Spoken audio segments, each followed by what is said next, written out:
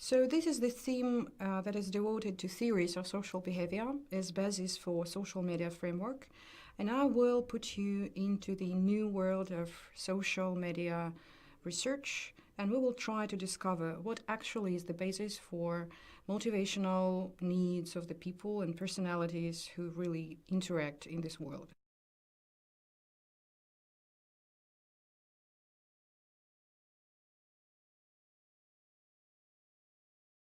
Here we can use the epigraph that once said by Mark Zuckerberg in Paris in 2008, who said once that Facebook's whole theory is that people have real connections in the world and people communicate most naturally and effectively with their friends and the peoples around them.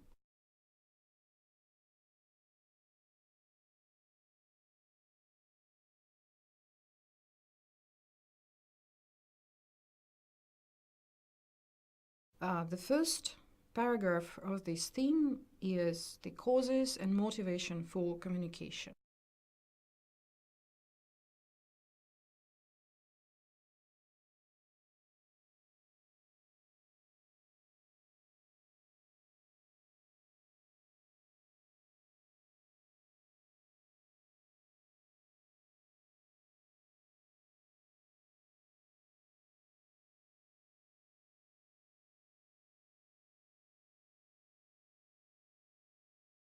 Why do people communicate? Actually, there are several causes for that. For example, we need to get our needs to be satisfied. What kind of a needs? It can be, according to Maslow pyramid, it can be according to Sigmund Freud theory, or any other researchers. So we will go deeper in this question in further slides. The second cause is our intention to discover others' features, because it can be an instinct of surviving. If we will know what other person is really thinking, or we can predict his or her behavior, it will influence on our life and our survival. The third reason to communicate is our intention to build cooperative relationships. Actually, we will benefit from that because collaborative activity bring us a new value in our life. And the fourth, not in the least reason, is our intention to express and understand themselves. Actually, if we will remind ourselves Zuckerberg's expression, this is our core desire.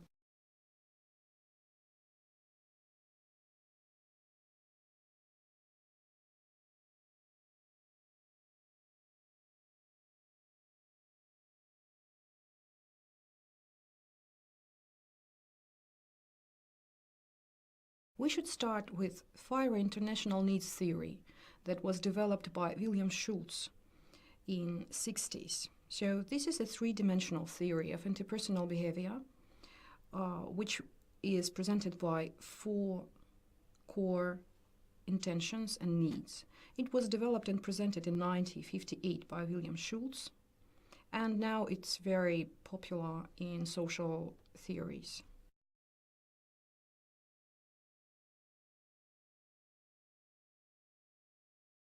Slide number 6 presents FIRE theory as a system of three essential interpersonal needs.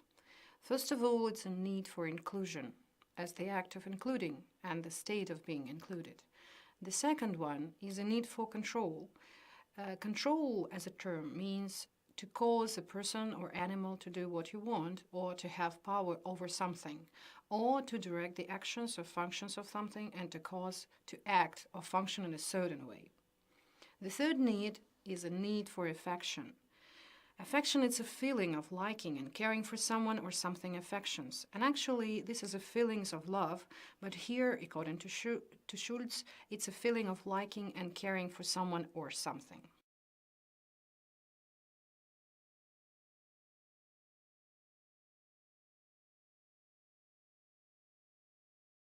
The first need, inclusion. According to Schultz, this is the motivation to create and preserve a reasonable interaction and association with people. It is both when a person wants to be included as well as making others feel essential, and giving this attention and receiving recognition is prominent.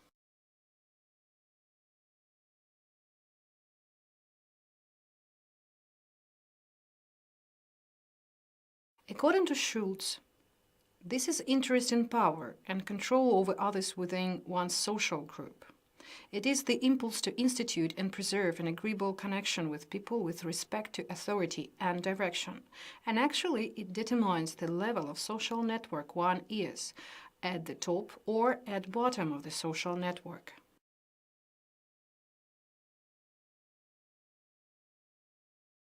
According to Merriam-Webster Dictionary, affection is a feeling of liking and caring for someone or something, or tender attachment. In our case, affection is a desire to establish and maintain an emotional connection with people, such as respect, love, and affection. This slide presents the complex view on Fire theory. Fire theory posits that self-concept drives feelings, and feelings drive behavior, and behavior drives results. All human beings share some basic similarities, as it's shown in the table. By creating environments that invite people to feel significant, competent, and likable, manager strategists reduce the level of fear and create environments that are more conducive to honesty, collaboration, accountability, and as a result, productivity soars in an atmosphere of trust.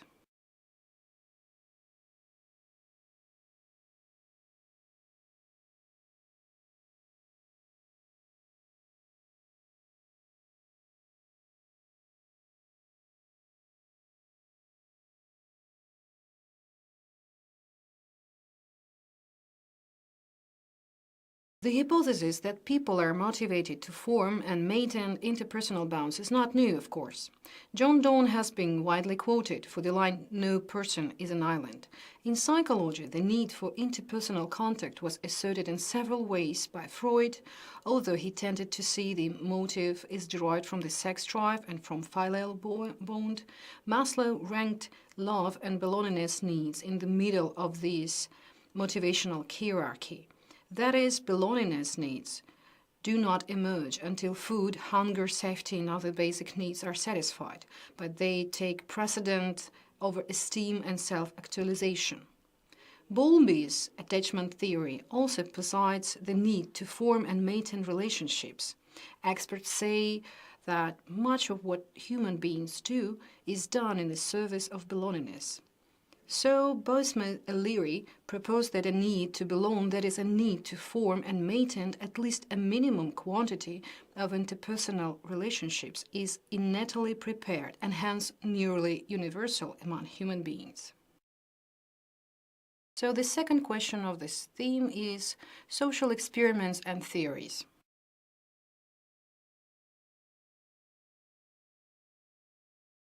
We should mention one of the most influenced scientists in the field of social theories and experiments, Stanley Milgram.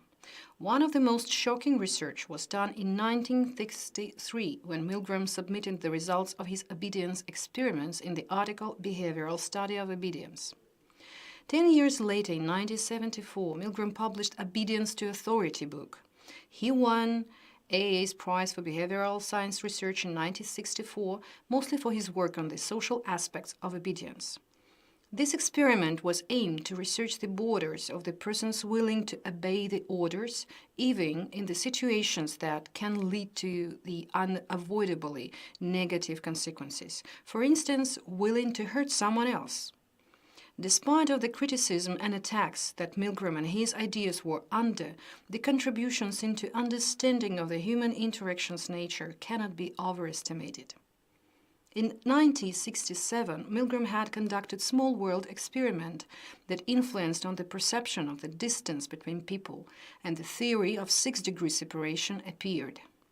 We should also mention experiments which attempt to find a correlation between media consumption, as watching television, and antisocial behavior. The Milgram's experiment presented the opportunity to steal money, donate to charity, or neither, and tested whether the rate of each choice was influenced by watching similar actions in the ending of specialty-crafted episode of the popular series. Cyrano was a character of Edmond Rostand play, Cyrano de Bergerac. Milgram trained speech shadowers to replicate in real-time spontaneous prose supplied by remote source by way of discrete radio transmission during face-to-face dialogue with interactants. In the studies, interactants repeatedly failed to detect that their interlocutors were merely speech shadowing for third parties, implicitly and explicitly attributing to them communicative autonomy. Milgram referred to this phenomena as the Sirenic illusion.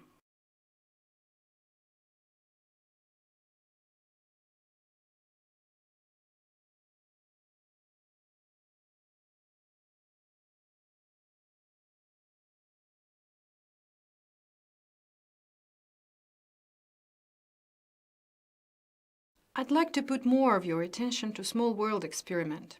In 1967, Milgram sent several packages to 160 random people living in Omaha, Nebraska, who were asked to send a letter to a stockbroker from Boston, someone they didn't know and 1,000 miles away. Each starter received instructions to mail a folder via the U.S. Post Office to recipient, but with some rules. Starters asked to send the letter forward to somebody they knew personally, who they thought might know someone who would know the businessman. They would then forward the letter to somebody they knew personally with the same instructions, and so on until the letter arrived in Boston.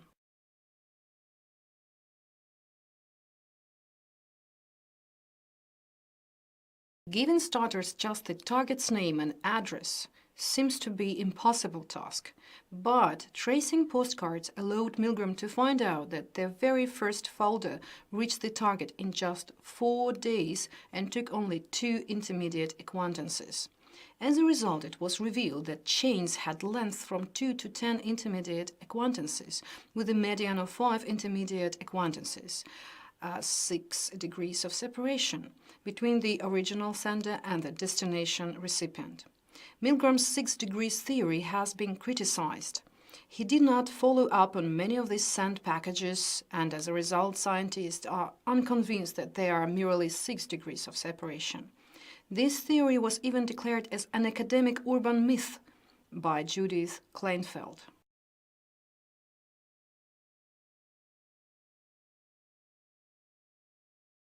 In 2001, Duncan Woods, a professor of Columbia University, recreated Milgram's experiment using an email message as a package that needed to be delivered, with 48,000 senders and 19 targets in 157 countries, which found that the average, though not maximum, number of intermediaries was around 6. In 2007, Jure Leskovets and Eric Horvitz conducted this study that was based on a data set of instant messages composed of 30 billion conversations among 240 million people, and they found that average path length among Microsoft Messenger's users is to be 6. That's why 6 degrees of separation becomes a synonym of the expression small world, as we're just 6 degrees of separation from everyone on the planet. And this theory has become an influential concept in social culture theories and was popularized through pop culture. In 2007, Nicholas Christakis and James Fowler discovered that social networks have an influence on individuals' behavior that can be described as a chain of social connections. We are having an impact on our friends, 1 degree. We are having our impacts on our friends' friends, 2 degrees, and even our friends' friends' friends, and we have 3 degrees of influence.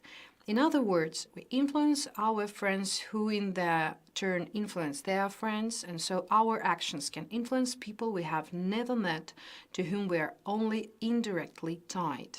The influence gradually dissipates and ceases to have a noticeable effect on people beyond the social frontier that lies at 3 degrees of separation, as it shows in the picture.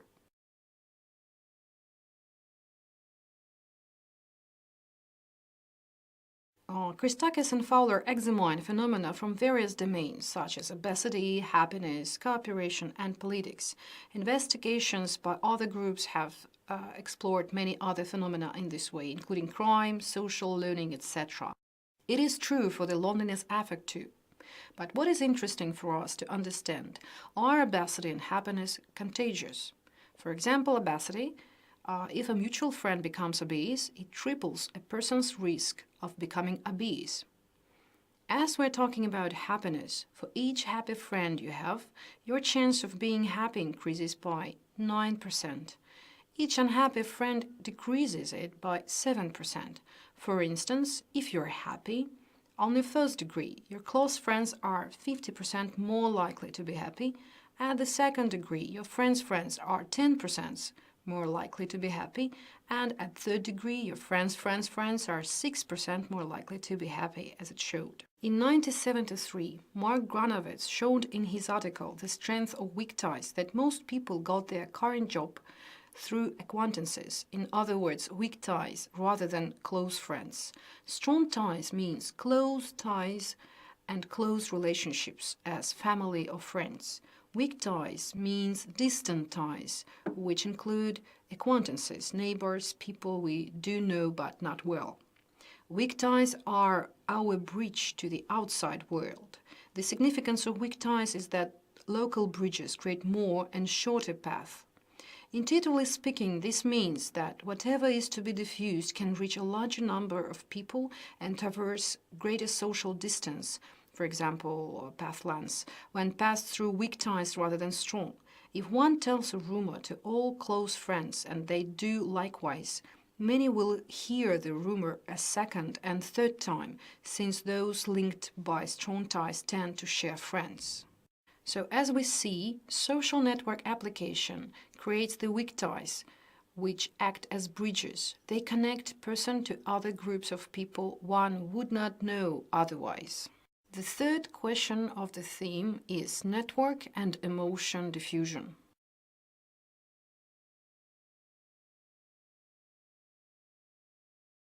Emotion contagion is a very important part of our communication process. And emotion contagion is the tendency to automatically mimic and synchronize expressions, vocalizations, posture, and movements with those of another person and consequently to converge emotionally, according to Amy Kaplan. Based on automatic and involuntary process, spectators' experiences of emotional contagion will be virtually identical to real-world experiences of emotional contagion. And incidents that have been found to evoke such mimicry include pain, laughter, disgust, facing a thrown projective, ducking away of being hit, shattering, word finding, and succeeding and failing at a timed task. Emotional contagion study was done via Facebook. For 1 week in January 2012, data scientists created a platform for 700,000 Facebook users for logging into its service. Some people were shown content with the expression of happy and positive words. Some was shown content analyzed as sadder than average. This study found that by manipulating the news feeds displayed to 689 Facebook users, it could affect the content which those users posted to Facebook. More negative news feeds led to more negative status messages, as more positive news feeds led to positive status. Was this study well designed? This is the main question. Perhaps not, says John Grohol, the founder of psychology website Psych Central. Grohol believes that the study's method do not correspond to the tools. What the Facebook researchers clearly show, says expert, is that they put too much faith in the tools they are using without understanding and discussing the tools' significant limitations. Susan Fiske, the Princeton University psychology professor who actually edited this study for publication, said that she didn't want the originality of the research to be lost, but called the experiment an open ethical question. You can find more details at paper that was presented by Kramer, Gulleroy, and Hancock in 2014. The title of it is Experimental Evidence of Massive-Scale Emotional Contagion Through Social Networks. We may recall one more model of motivation offered by Abraham Maslow, and according to it, existing networks can be distributed by the different levels of needs. That's why writing a blog lets your creativity flow freely and helps you expand your ideas throughout the internet. And that's why blog platforms such as Blogger or WordPress appear at the top of Maslow's pyramid in the self-realization area. At the same time, Twitter is at the esteem level as a confidence and self-esteem booster. Because Facebook and Google Plus are important parts of building relationships and being in contact with friends and family, they are classified as the social need to belong. And finally, LinkedIn is associated with safety as it is a professional social net. I have my own questions to the auditorium. What are the social theories mentioned in this lecture can be applied to your daily routine of social network using? And another one is more important. Can we really build the needs hierarchy using the social network as filling of some needs? Does it represent your experience of how social networks fulfill your needs? Thank you for your attention.